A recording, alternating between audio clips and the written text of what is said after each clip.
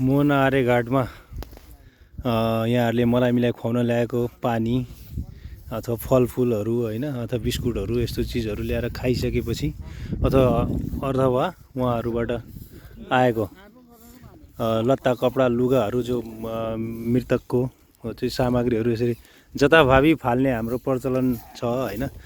त्यसलाई मध्यनजर गर्दै आजबाट हामीले आज उपरान्त सबैले प्रण गरौँ यसरी आफूले गरेको फोहोरहरू आफैले नै व्यवस्थापन गरेर जाने गरी गर्नुहुन विनम्र सबैमा अनुरोध गरिन्छ। किनभने यो अन्तिम संस्कार हुने ठाउँ हो, यसलाई सरसफाइ गर्नु हामी सबैको दायित्व हो भन्ने महसुस गरेर सबैले यसलाई स्वच्छ सफा राख्न सहयोग गरिदिनु होला। आज हाम्रो साथीहरू सम्पूर्ण हामीहरू मिलेर आज हामी थोरै सङ्ख्यामा उपस्थित थियौँ, त्यही पनि सबैले यहाँ सरसफाइमा जुट्नु भएको छ र यहाँको फोहोरहरू हामीले सबै यताको सबै क्लिन गऱ्यौँ होइन।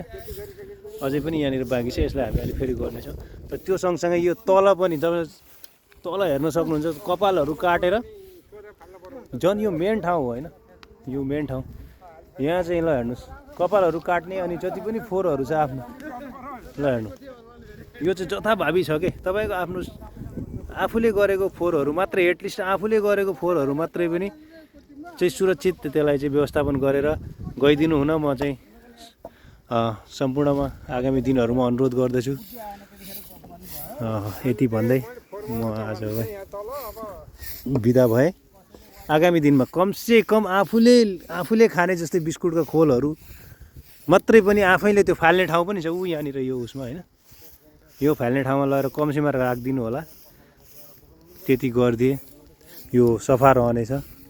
यो हाम्रो सबैको लागि प्रयोग हुने ठाउँ हो, सबैको ध्यान आगामी दिनमा जानेछ भन्ने हामीले अपेक्षा गरेका छौँ।